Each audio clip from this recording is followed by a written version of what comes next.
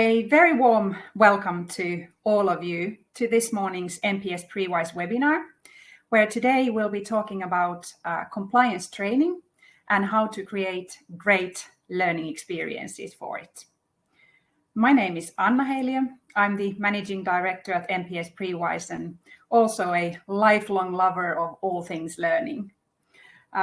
Here with me today is my colleague Mike Aaja, our Learning Experience Lead. Wonderful to actually be here in this webinar room with you, and thank you all, our dear guests, for being there. It's lovely to have you join us on the other side of the screens this morning.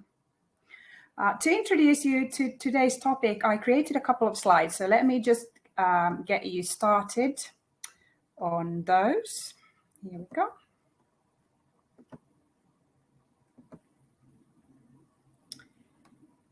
Right.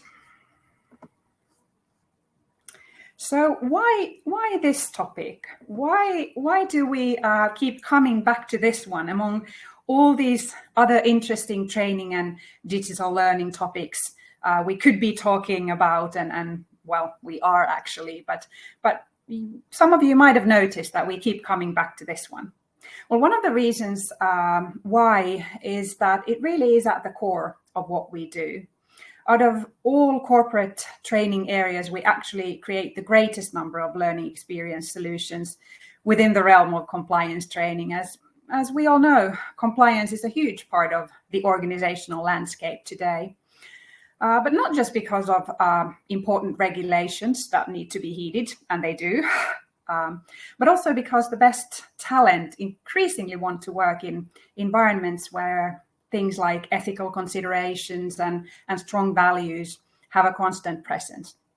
So be it about the code of conduct, data protection, ethical guidelines, diversity, equity and inclusion practices, or let's say competition law, anti-bribery, we really spend a lot of time thinking about these topics and how to train them effectively.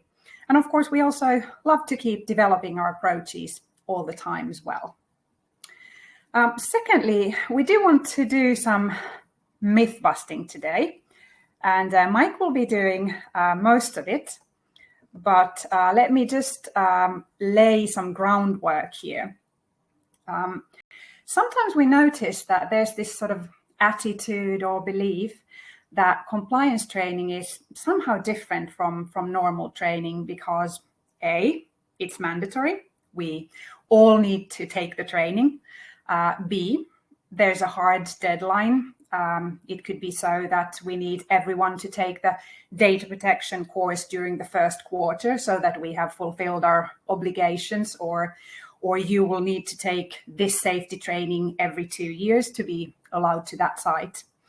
And then C, we usually need evidence of training completion. So there's this sort of a paper trail, or nowadays a digital trail that we need to be thinking about. And this is obviously not to say that these things aren't relevant or actually really important when we talk about compliance, but what we are saying is that because of them, because of some bureaucratic concerns and some constraints, we might fall into the trap of thinking that, well, because it's mandatory, maybe we just don't need to make as much effort for our learners, or that the deadline that we need to heed sort of leads us thinking that really the most pressing thing is that we get the training live, and maybe we then rush the design process or even sort of ignore that altogether. And then as to those pass rates or completion rates, they're of course important, but if they become more important than the actual learning itself, then I'm sure you see how that might lead us into a kind of a strange place where we might not be seeing any significant change in the organization after a while. So that's another thing to think about there. So how should we fix this then? Because all these realities, they do exist. Well, we think that the answer is actually quite simple. Although it doesn't happen on its own, you need to put effort into it. But a solid starting point is to really remember that we are still talking about training. So regardless of all these compliance trappings, if you will, it's still training. And most importantly, we're still talking about real learners who have real needs to be fulfilled. So what we really need to be thinking about is how to best serve those learners, how to deliver the kind of impact that is not just sort of ticking the boxes, bureaucratic stuff, but more about real life behavior change. And that means that we really need to put in the effort. We really need to follow the same kind of learning design process that we would for any other training need or learning experience creation. So that just simply means that we need to remember those good design principles and actually put in some time and effort to make sure that happens. That's really what Mike will be talking about today then. How to not just tick the boxes, but to actually deliver those concrete learning outcomes and strengthening the actual shared ownership of these topics. Well, Mike is getting ready to get started. Maybe just a couple of really practical things at this point. You will be getting the presentation materials as well as a recording of this webinar. So if anything that we say today strikes any kind of chord with you, you can definitely come back to it afterwards. And also, we encourage you to make free use of the chat window that you can find on the right-hand side of the webinar window. You can leave your comments and questions there all throughout today's session, and we'll do our best to get through at least most of them during today. But let's start looking at how we can avoid those thinking traps that I just laid out there. And Mike, it's definitely now over to you. Super. Thank you, Anna, for that great introduction. And exactly right. I'm going to follow on from what Anna has said today. Myth busting is the topic of the day, and I'm really pleased that I have the chance to speak to you about this topic, because quite often when I give webinars, I'm giving all these kind of all singing, all dancing kind of things about gamification and everything like that. But actually, as Anna mentioned, our sort of daily work revolves a lot around compliance, and I don't really see why compliance is any different from any kind of training, and therefore the same kind of design process and is applicable there. And as the learning experience lead here at MPS Prewise, of course, everything about learning experiences is my sort of passion in my work, and therefore when it comes to compliance issues, then of course we want to apply the same level of design expertise as we do to any kind of learning experience, whether it be a training, digital or otherwise. So let's dig into my slides, and so you'll see me disappear down the bottom for a moment. And I've picked a rather nice autumnal scene here and sort of dressed accordingly. And I'm going to use a little bit of a metaphor or analogy today to get us started. Some of you who have seen other webinars by me know that I like to do things a little bit differently. So bear with me at the start at least. So let's just have a look at compliance training and what's this picture all about. Well, to help you remember, and this is a bit of a principle of learning experience design, something odd sticks in your memory. So here we've got a little fox on the left-hand side. Let's call him I don't know, Freddy, the non-compliant fox, and he is standing in a position of being non-compliant currently. He needs to get over to the other side of the compliance river, which is a bit cold looking, quite wide, a bit dark. he probably doesn't want to go and swim that, and I'm not even sure that foxes can swim. But so we'll, let's run with this analogy a little bit. So let's imagine we've got Freddie. Of course, he represents one of our learners or learner groups, and we can sort of take the more traditional approach, and this goes back to what Anna was saying about the mandatory nature of compliance training. So, we can basically tempt or push Freddie into the river and make him swim across to the other side with this kind of sort of semi-threatening feel to it. I think you've all probably in your careers done a piece of compliance training which is full of consequences for you and this and that and the other. And I don't know how that makes you feel personally, but we know, that approach is not for everybody, let's just say. Now, the other approach, of course, that we could do is that instead of Freddie kind of looking behind him, waiting for somebody to push him into the river, we could try to tempt him across to the other side. So the way we would do that, of course, is to sort of highlight the benefits of the training. And this is the same for any kind of training, but also compliance training. So, why don't you come over here, Freddie? Swim across the river. So do we want to take a pull approach?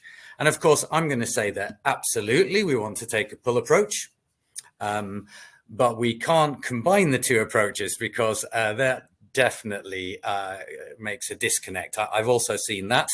I'll talk about that a little bit later when we talk about how we align compliance training to culture, but certainly some mixed messages going on is quite common. So we want to choose one approach to avoid a contradiction. My suggestion is that we make the story of our compliance training more a pull story, and we want to get people across to the other side. So let's have a look. Well, over the other side, we've got some tempting factors. So let's just say that Freddie wants to go across the other side to see his buddies, and this would be kind of a pull factor. But, let's try to get down to some actual non-analogy based thinking now. The pull factors that we want to use for training in general, and compliance training too, because that's kind of my big thread of the day, that it's the same, is the 4 feelings that if any of you have seen learner focused webinars or gamification webinars before from me, you'll recognize these. They're very simple. The first one that we want Freddie or our learners to feel is that something is easy and painless. So if Freddie needs to go in that river, it's got to be easy to get across, right? That's the idea. We want our training to be painless, not easy as in they can, pass the test easily, but that they don't experience frustration and difficulty just by doing the training. The second pull factor, which is super important nowadays because of, everybody's busyness, the way people view how organizations kind of own their time, is that the training needs to be relevant and interesting as well. But relevance is the real key factor, because if I do a piece of training where I learn a lot of stuff, but 90% of it is even if it's interesting, is not really that useful for me in my sort of daily life, there's going to be a feeling that I might have wasted some of my time. There's an opportunity cost to that, and that's how I'm going to feel. And then we have a couple of sort of wider feelings we'd like them to think about, which are that people want more. And that means that the training is so good that people independently want to go off and take more trainings on the same subject. If you do one compliance training which is excellent, they assume that the next compliance training will be excellent, and you start to generate this kind of sort of nice overall feel inside your organization regarding compliance training. And then last but not least, this kind of social, the wider element, the working with colleagues element comes into training as well. And we categorize that feeling as I want to help. And that is a huge benefit in any kind of learning culture building. But in compliance training, of course, that many compliance trainings have the idea that you should get involved when you see something. That's a very common thread. And of course, if we want to back that up, then we want to make people feel that about the subject matter, not just the training, but the subject matter itself, that they want to help. Now, what do we get from this kind of approach? The pull approach and the good learning experience design principles. Well, we can do a lot to ensure that these feelings are generated, first of all. So easily we could put some stepping stones across the river, and that's how I'm going to use those as my guide, a little progress bar for us to follow. And those are in a clear process, which I'm going to step through one at a time, dispelling the myths about each of these along the way. That's the point of this, and showing you and speaking about examples while we do that as well.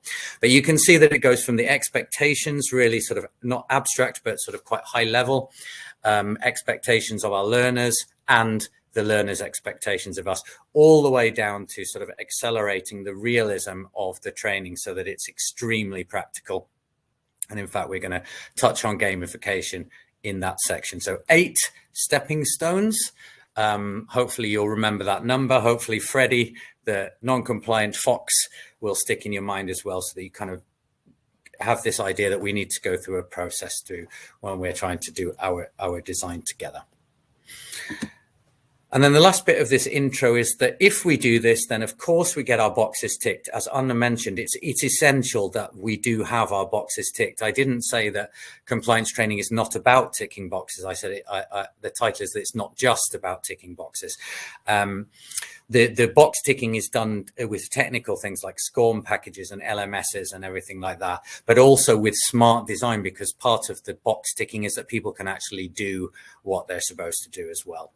The second thing they get is that, well, I just mentioned that, sorry, that they actually learn how to be compliant, but the next stage is lifting up the level of the learning so that it's not just understand and learn, but can apply to real life, because without that, how can they actually be compliant if they know the rules, but they don't know how to apply them? And then last but not least, we want to stimulate learners' interest in the subject so much that we can not only encourage them to get involved in the topic that we are talking about, but also give them the mandate to get involved and make that absolutely clear as well. So this is my sort of introduction section to what we're going to be discussing, but also I've looked at the whole thing in a big picture, trying to get the idea across to you that as a learning experience professional, and my colleagues are of the same mindset as well, that compliance training is training, learning experience design is what makes training great. And therefore we want to take our time over the process as well. Anna has also mentioned, by the way, that you can ask questions, please, in the chat. I will see those questions. Nobody else will see them. And then I'll try to answer them along the way. It's totally fine to interrupt me as much as you want to during this. So let's get started, shall we? So for real. So high expectations, you can see I've added a little gamified element down the bottom so you can see where we are. And here's Freddie on step 1 about expectations. So here's the myth. I have heard this a lot in my career. Learners are lazy and they don't want to do compliance training. Right? Now, some of you may have heard that, thought that, or whatever. And your sort of, maybe your justification for that is completion rates, or the fact that people have to be sort of cajoled into doing the training or forced into doing the training and stuff like that. And so the conclusion is that they're lazy. But we know actually that that's not the case. It's not because of that. It's, as Anna mentioned earlier, that learners demand more from their compliance training, almost more than from voluntary training, actually. If you imagine, if someone does a piece of training voluntarily, they're already so interested in the subject that actually they might let you get away with some slightly dull content.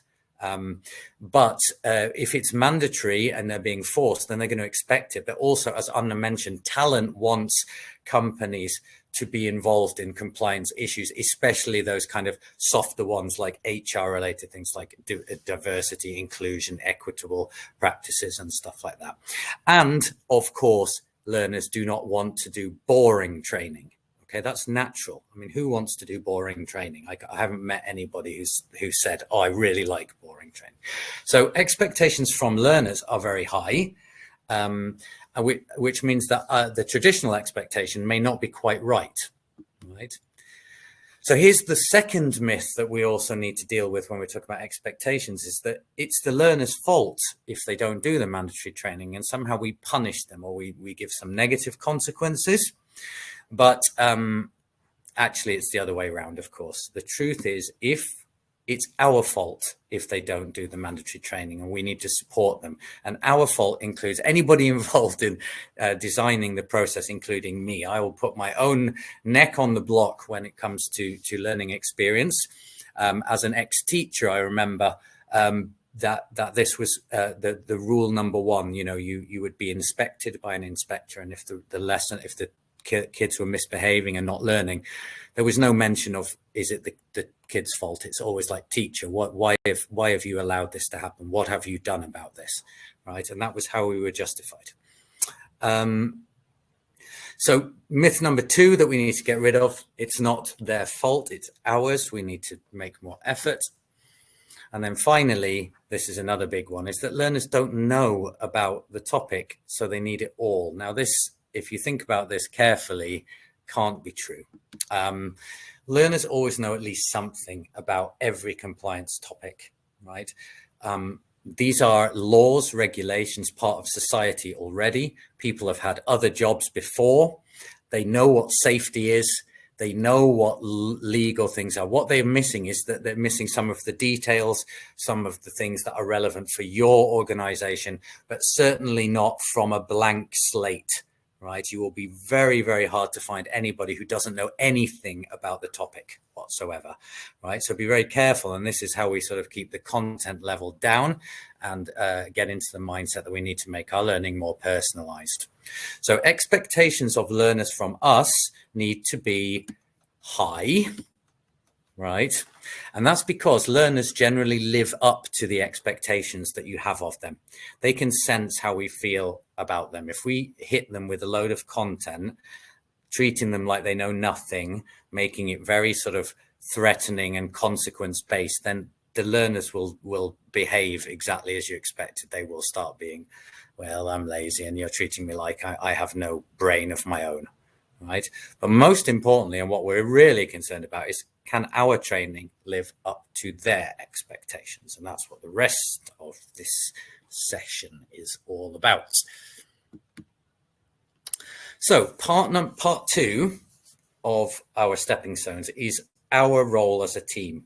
Now, learning experience design is a team exercise involving a core team, and we want to sort of like make sure that that's going to run smoothly. So this is a practical thing, really.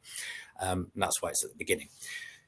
The myth is that we grab a load of content, loads of policy documents, loads of this and that, PowerPoints and everything, and that's the role of the sort of person, the subject matter expert, and then somebody will take that and we're ready to go. Right? That's a myth. Of course, it's possible to create training out of that, but it's just way more work, it takes longer, and it's more difficult to do for everybody involved, including those experts who created the content in the first place. The truth is that the content part of any training is only the tip of the iceberg.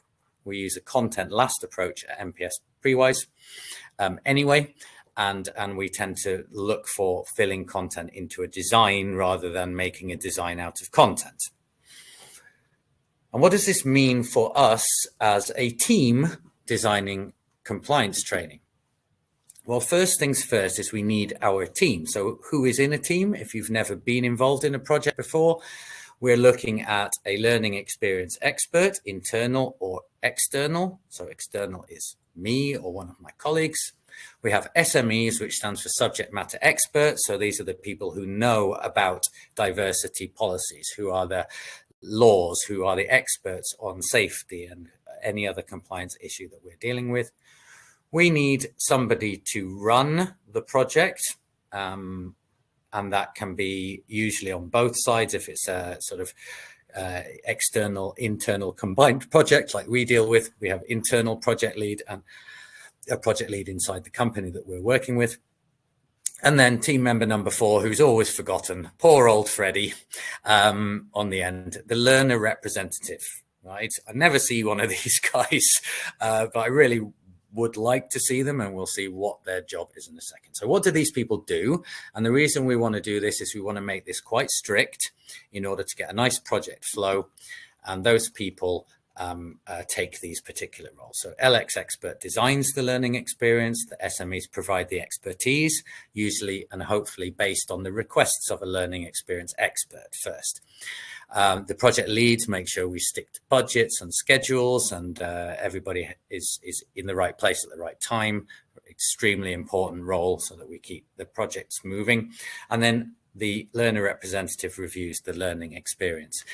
Now, we often find that the subject matter experts do the reviewing. Of course, that's absolutely fine as well, but there should certainly be a learner in there, because otherwise we don't really know. We might be falling into some of those myths that I've just talked about and making assumptions. Learners are always the best people to tell us if we're going in the right direction or not from learning experience point of view. So the takeaway from stepping stone number 2, clear split of responsibilities, enough time for design and review are key. Project leads, also the scheduling of when the reviews are going to do. All of these super practical, but this is what Anna mentioned earlier about trying to rush through compliance to hit a deadline. Well, yes, sometimes that might be the case, but if we think about the compliance deadline way earlier, we can start the process much earlier and create that time that we're looking for. And that's where you can get us involved at a much earlier stage. Okay, step number 3, myth number 5, I think, or 6. Compliance training is about delivering knowledge and creating awareness, right? So let's talk about the awareness word first. I really don't like the word awareness very much. For example, I'm aware that my car has an engine in it. I'm aware that things can go wrong with my engine. I'm even aware of some of the things that can go wrong with my engine, but I'm completely unable to fix it, right? That's what awareness means, right? So what we're actually looking for is that compliance training is about practicing skills and creating a compliance culture so that we are compliant, right? So this is what we mean about being skills focused. Thinking about our content again, we are automatically being pushed away from this approach if we receive a giant amount of content which must be included in a course or a piece of training, because the content is very much knowledge-based material and about creating awareness. I know what's in my code of conduct. That's great, absolutely. But am I going to memorize it? And do I actually know what to do if anything ever happens? So to do this properly, what we should be doing is looking at our skills gaps. So the way we do that is we look at the learners in this particular compliance topic, what is not currently happening, and then try to somehow find out why it's not happening and make sure that the reason why it's not happening is because it's a skill, right? It's quite possible that things are not happening because of something else, like a barrier of some kind. So we can also deal with that as well, but not inside the training. Usually there would be, a side project to do something. For example, something as simple as a technical issue where people can't even get hold of the code of conduct, for example, because it can't be found in SharePoint or something basic like that. We can often find out that there are interesting things. If we deal with them, then we know what we're doing in the training. We know we've got skill gaps. Then what we want to do after that, of course, is give people safe practice. That's what training's all about.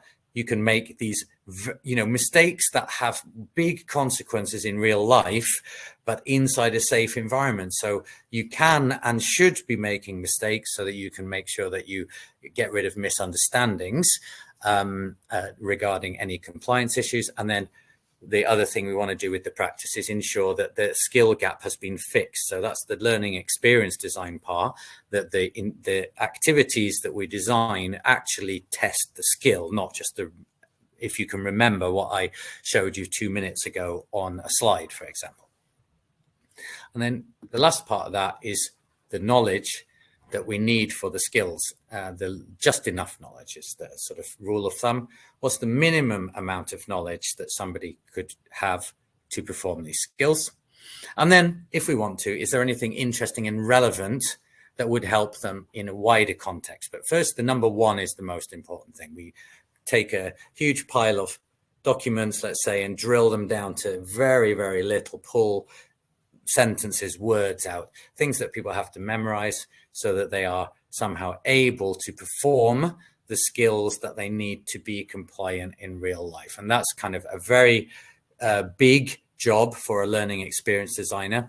And this is often where subject matter experts and learning experience designers have to work very closely together, and be prepared to sort of be quite brutal with the content made. And when I mentioned earlier that this content approach helps subject matter experts, it does, because we often advise that subject matter experts don't, for example, produce a very large PowerPoint for us to work from, because some of that, once we get into the design process, is going to be hopefully wasted time. And I say hopefully, because we want to think of the learners, and we might not use a very large proportion of that. So for subject matter experts, let's save them time by not producing giant amounts of content before we get started. That's the last thing we would do. So staying skills focused is, again, sort of kind of step 3 of 8. One of the key things that we've noticed is that you can leave your policies where they are.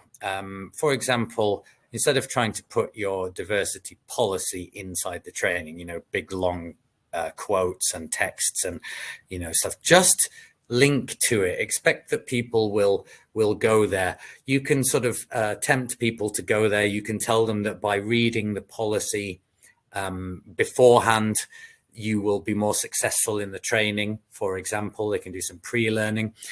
We've had other things where we've created courses where the course itself is simply a guide to particular parts of existing material, where they go to visit it, answer a question, come back, and the technology and the course just checks whether they have been there and read the relevant sections and stuff.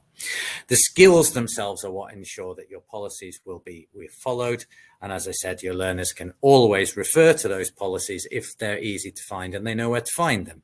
So if I'm ever unsure what my code of conduct says, I can always check it. And then not only that, of course, I can always ask somebody as well. So let's not forget that, training doesn't exist in a bubble. It exists in real life, and there are other supporting mechanisms out there. It's not just the training that will cover the topic itself. So we're sort of getting halfway through, still knocking those myths down which lead us to these kind of less effective compliance training that we can see. We can build a culture of compliance quickly by brute force. There's another myth that we're doing. So this is going all the way back to pushing Freddie into the river and then telling him that he's got 20 minutes to swim the river, otherwise he'll drown, kind of feeling. But what actually is the case is that culture building is a long-term project. It's an iterative process. It's quite organic, even though we can actually influence it using clever tricks. Gamification is a good one, sound principles. But in the end, it's worth the effort, because any kind of learning culture as a big picture becomes self-sufficient over time, and learners then start picking up their training and doing it by themselves. So then actually it creates a really great situation for us as learning experience people when new stuff needs to be trained. It's the learners end up doing it by themselves. It's quite amazing when that actually happens. So I mentioned that I've seen this kind of approach earlier, the mixed message, and here this is kind of like what it looks like. Very many compliance training packages start with some kind of stated vision that we're building in, let's say, an ethical culture together, a safety culture together, culture of diversity, culture of whatever, right? All together, all of us as a team, one this, one that, okay? It happens all the time. And that is an absolutely fantastic vision to have, right? But then straight away comes this. Right, so in order to do that, do this 45-minute reading exercise, basically read our policy on this on pain of death, essentially, by next Friday, or that, you know, we're going to send some men with baseball bats round. Okay, obviously no one's ever written it like that, but it's written in the same kind of language. Okay, the course will last only 60 minutes, which is a giant amount of time already. You know, the consequences are this: people will have, you know, you must do this or you can't work. These are all threats, right? How does that align to we're building an ethical culture together? It doesn't at all. It feels hierarchical, and it is. There's a huge disconnect, and this is what gets that head going. I don't understand this, and this is one of the big reasons why training people look lazy. They don't want to do the training because they've got this sort of disconnect. And if you're trying to build a culture, you don't want to give messages which pull against that culture, and this is exactly what happens with quite a lot of training. So stated vision versus message given. We don't want to do this, and that's what we're going to be doing with our great learning experience design. We're going to avoid the fact that we have, let's say, a 45-minute reading exercise, number one. But secondly, that we're using pull factors and that we're creating culture and that we're doing all of these things in order that we don't get this disconnect that I'm showing you right now. So think about this as a kind of takeaway for the aligning the compliance training to culture. Well, training is for the learner's benefit and part of a wider program. And then what you want to be doing is trying to link your compliance training to further discussion on the topic. That's the cultural aspect of it, right? So I can show you a short screenshot of a course that, and it's only just one view of this, of a course that has just been done recently. I don't want to show you all of the fancy bits and pieces because this is the bit that I'd like you to see. It's quite small, so I'll read it out to you. But in the pink box, what's happened here is that I have done the section, it's a cybersecurity and information security course. I've done the bit that applies to me, so very relevant. I handle financial information. I've passed it. I have the option to go and explore some other kinds of information if I wish, which is great because there's some choice aspect. But the most important thing is that if I click on the orange $ icon there, I'll be directed out of this course into another platform, which the customer themselves has, which is a kind of gamified discussion platform, and they will start collecting points for participating in discussions just on financial information. So areas which weren't covered in the course but are real life, they can have real discussions with other people who have first done the course but also deal with the same amount of information. They can start solving problems together regarding information security and cybersecurity related to financial, you know, the endless possibilities. Now, this particular customer has their own platform. That's great. But this absolutely works inside Teams, for example. You could just link to a Teams channel dedicated to financial information and get the people to go in there. We can, of course, then use gamification and sort of moderation and all sorts of things to make people use that channel. But the idea is that they've done the basic training, they've done the compliance part, but what we actually want to do is take it outside so that we can start building a culture, and then people actually want to be compliant, not just have to be compliant. And very simple trick, but the design of the bit outside of the course is also part of the learning experience design. So we worked with our customer to talk about what they would do inside their own platform. We haven't done it for them, but we advised them on what they could be doing inside there. When it comes to Teams with other customers, we've advised how they could gamify the Teams element of their compliance training after the sort of more official digital learning experience that we have created for them. Okay, we're still talking about the big picture, and that's on purpose because I'm trying to maybe get across to you today that how much thinking we have to do before we start putting pens to paper, if you like, or fingers on keyboards and creating anything at all. That the principles behind it are what's going to make the end result quick. So in sort of learning experience design, we have a long concepting phase, which includes a very deep thought longer concepting phase. It's not long, but where we're really thinking about what we want to do, getting our team set up, thinking about our learners deeply, understanding where we want to go and stuff like that. And the last thing we're going to be doing is thinking about the outcomes of the training itself.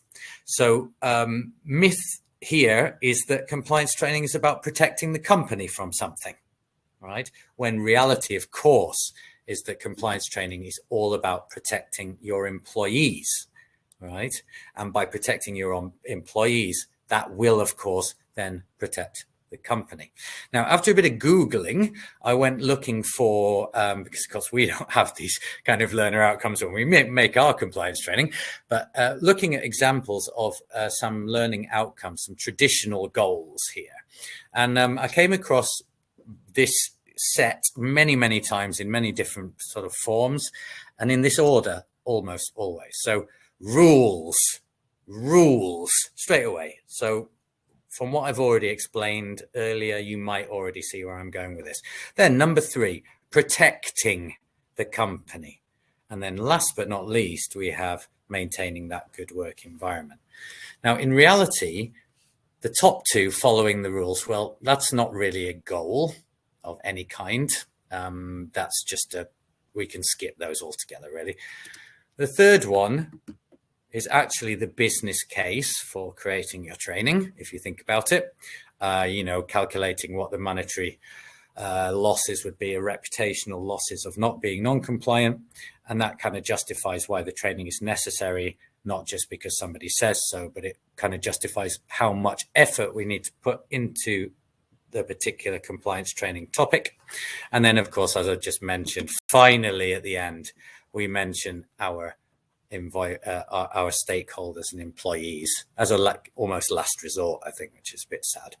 And as a learning experience designer who's always focused on the learners, this kind of upsets me a little bit. So another way we could look at this would be to sort of scrap the traditional goals, scrap the word goals almost, and look for the word outcome, something that will really happen. There's 5 here. First one is making sure that our learners can concentrate on doing their jobs. Yeah. So, this goes back to earlier when we don't want to waste their time, the relevance.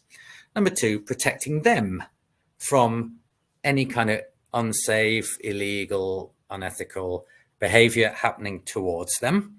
Right. So that's really important, but also giving them the tools, the support, the skills so that they don't unintentionally do something unethical, unsafe, or illegal. That's a lovely outcome.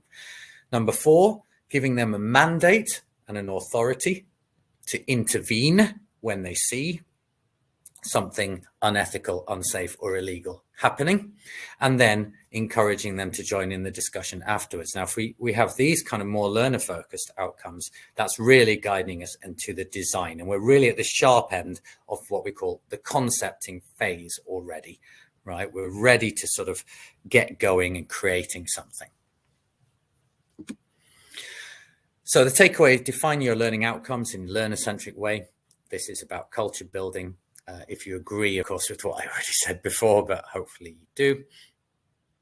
And now we can get into what the training looks like in real life and how to make it engaging. But I've purposefully not shown you a lot of fancy looking things. Visual beauty is the easiest thing to create. It takes time, but we can make things look beautiful. We can use any kind of media in order to get our messages across, right? That's absolutely fine. That will create some engagement. The real engagement comes from those 4 feelings earlier that I mentioned about wanting more, wanting to help, and then the ease and the relevance. So that's where we get it. But how are we going to do that now with our sort of creation part? Well, again, let's look at this myth, right? I've pointed towards this a bit earlier. We need to cover everything that could possibly happen, right? Make sure we've covered every possibility that there could be. Well, that's going to be a giant training course. when really what we should be focusing on is what could actually happen, or what might actually happen for us in our organization, right? Not what could happen in another organization or what could happen in total, right? Really targeted and tailored to your organization, so that when someone takes your safety training, some of it will be the same as what they've seen before, but a very large majority of it will be new. And when we see relevant, one of the things that ties relevance together is not new stuff, right? And also when we're talking about learning retention, people retain knowledge that is new to them way, way better than they retain knowledge that they've seen before, right? Repeated knowledge. And I know that sounds a bit counterintuitive, but it's actually true. So we're going to try to cover the things that might happen. And this is now a little bit, I don't know, it's a bit funny, tongue in cheek, if you like. Ask yourself a couple of questions, really. How likely is it that one of your employees will accept a bribe of a suitcase full of money, right? Just think about that for a second, right? Is it likely, right? Yes or no? Probably not. Next one. How likely is it that someone will actually steal company money, right? However we talk about stealing, right? You know, whether they're sort of fiddling their expenses or whatever. How likely is that, right? And then how likely is it that a person would, for example, knowingly sexually harass somebody, right? Now, all of these areas come up in the respective compliance trainings, right? They're mentioned, often with an activity. Checking. Do you know that you're not allowed to accept a suitcase full of money? Now, I have to say at this point that sounds to me extremely patronizing to a learner. And if I received that training, I would be like, well, come on, right? And also, here's the next thing. If somebody would do any of those things, will a digital learning experience stop them from doing it? Probably not. These people must know that these are wrong. This is called a moral compass, right? People already know that they can't steal stuff from people, right? Wherever they grew up, that's in almost every society in the world from birth, right? Everybody knows you're not allowed to sexually harass people. What they do have problems with is what constitutes sexual harassment, for example. A suitcase full of money is obviously a bribe, but then there are situations where there is a line where people are unsure if something is okay or a bribe. And it's those areas that we start focusing on. And that's what we mean by tailoring. So we think about our learners and say, okay, we know they're not going to accept a suitcase of bribe. We can take that off the table almost. We can mention it somewhere. But what about, for example, some small sponsorship deal, or, how much free food can they accept from a customer? Something like that. These kind of gray areas, which aren't gray in real life, but people are not sure. And that's where we start tailoring. And we only know what they are because we're thinking about what really happens in our company. And then basically we tailor our learning towards that. So nobody put in the comments that no, definitely somebody would accept a bribe. And that's good to hear. So remember that your learners already have a moral compass. We're going to focus on unintentional breaches all the time. That's where you get the most relevance, the most practical aspect, the best skills. Also, anywhere where there might be misunderstandings or dilemmas, that's great training. Now we're starting to see where the training gets very practical, very skills-based, and very, very relevant. If it's tailored, all of these are skills. Right? How do I handle a dilemma? What do I do? How do I avoid a misunderstanding? How do I protect myself and others from doing the wrong thing? Right. So once we've tailored and once we've got our real situations, the next myth is that, okay, well, we know what the rules are, so it's easy to follow them, right? So when we talk about how much money we can accept, then it's just a simple case of people knowing the numbers, right? Okay, that's also a little bit of a myth, because it's more complicated than that. Because actually, if it was so simple to follow all the legal rules and regulations, there would be no need for lawyers whatsoever. Think about it. Lawyers are constantly in court arguing over regulations and how they should be applied. I'm pretty sure your organization has a team of lawyers who are doing that right now, right, in all sorts of stuff. So how can we expect, normal people to be able to just like absolutely follow rules and regulations? It's not as simple as that. And it isn't that in pretty much any case of life. We always have some kind of dilemma or some kind of gray area where we're not going to be quite sure. And in order to test that skill, we need to put the learners in that position and see how they handle those situations. So in that case, our compliance training goes straight away from being a knowledge creation, awareness, my favorite word thing, to being a compass, right? A guide. It's a way that learners can recognize what's wrong and they have their own compass. And most of the times I try to insert the phrase, if something feels wrong, it is probably wrong, into any kind of compliance training to take that into account. But the guides can also do the same kind of thing and add to that moral compass. So this is an additional compass on top of that. The next thing that excellent compliance training is a toolbox, right? So it's a toolbox to help learners handle challenging dilemmas, putting people right on the edge and saying, okay, I could go two different ways here, right? Which way is the right way? And in some cases, we've taken it to the point where both ways are right if you can justify it, right? So there is no right or wrong answer. Right. We did a nice course recently on employment law where there wasn't a single right or wrong answer in the entire training. It was all this kind of stuff. It was brilliant.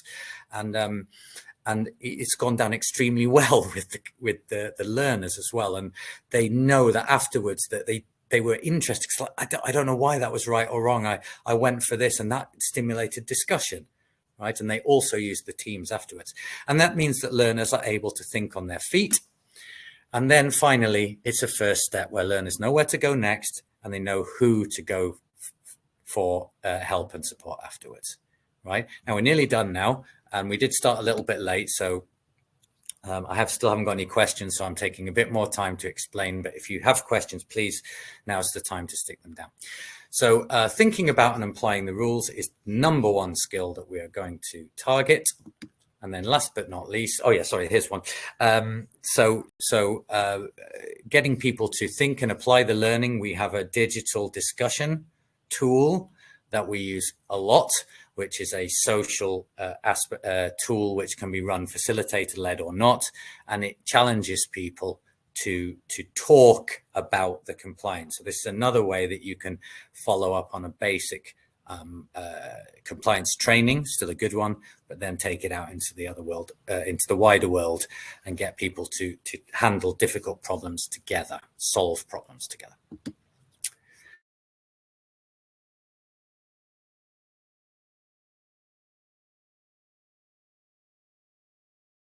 Least we have that compliance training is a serious business and there's no room for fun, right? It is a serious business. Compliance, obviously, is a serious business, but the training itself doesn't have to be difficult or serious. We would try to use a bit of gamification. As you know, gamification is not about games, it's much discussed. But we can use it to simulate these real life situations. And these real life situations are pressure, busyness, and balancing conflicting interests. It can also increase engagement. For example, ownership. In this case, we have creating an avatar. Not childish at all. Very well studied that, if I create a little avatar for myself, I pay a bit more attention. Choice and exploration, find my own way around the training. And then last but not least, we can add achievement, and then even social learning with a really big sort of discussion game, which I mentioned earlier, the discussion topics. Okay, just kind of getting towards 10 o'clock. I can see Anna's come online to give me the clue. So over to you. Thank you very much. And thanks for your time, everybody.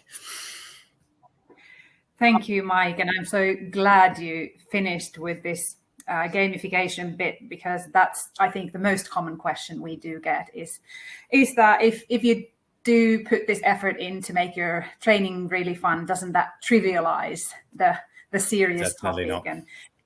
And like you just pointed out, it will actually give it more weight, and it will actually make it more likely that it will be sort of transferred to real action into behavior Indeed. change. Yes. So from today, I think the three things we would like all of you to take with you are the ones that Mike mentioned at the very beginning: boxes ticked, lessons learned, and ideas generated. Right. So we hope that in your future endeavors with compliance training, you will think about these three things and remember that it is actually possible to make all of those three things become your compliance training reality at the same time, if you just look at the design process carefully and think about your learner first. Thank you so much for being with us today. Hope you found it useful. Do connect with us on LinkedIn. We hope to hear from you afterwards. We love your feedback as well. And please join us for future sessions. For now, I think Meilahti is over and out. Thank you very much.